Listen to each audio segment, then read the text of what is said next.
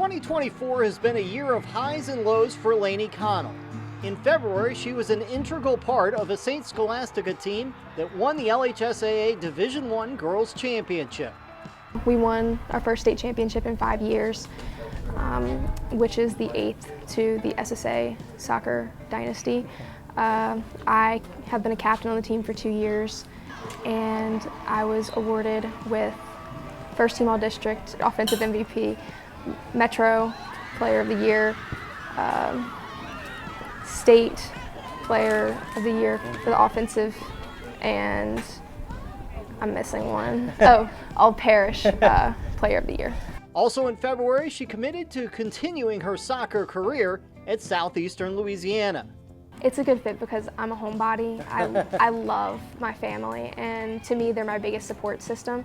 So I really figured out kind of late into my senior year that one of the things that I valued most was the community around me and the community I was already a part of. So I thought that my best opportunities for me and the best position for me going forward would be somewhere where I'm close to my roots. Playing in Hammond keeps her close to where it all began for Connell, where she was kicking a ball not long after she started to walk. I'm practicing my soccer game. I was in soccer tots. I was playing at 2 years old, kicking cones down at little daycares, so I started very early. She grew up in the game as she grew up physically, becoming a force on the field.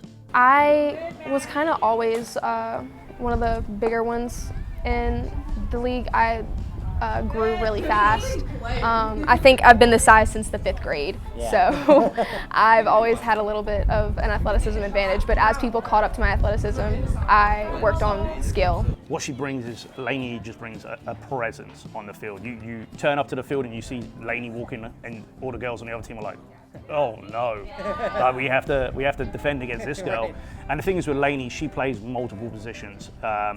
She grew up playing as a centre back, then plays as a holding mid, and then this year we kind of transitioned to more of a vocal point up front for us that we can play off her. I like to think that I'm very physical and aggressive.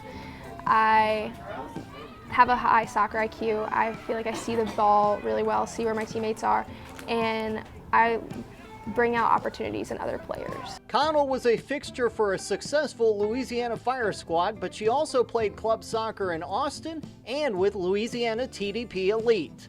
Before I was on LATDP, I played out of Austin for Lone Star Girls Academy for 3 years, as well at the same time as playing on Fire. So I traveled a lot every weekend, and not only was it a really good soccer experience for me and gave me a lot of opportunities, different training experiences, different levels of play, but it also gave me a perspective that I feel like I can't trade for anything. I feel like I got a lot of experiences that shaped me more as a person than a player. What's the coolest place you've gone to now that you've played at?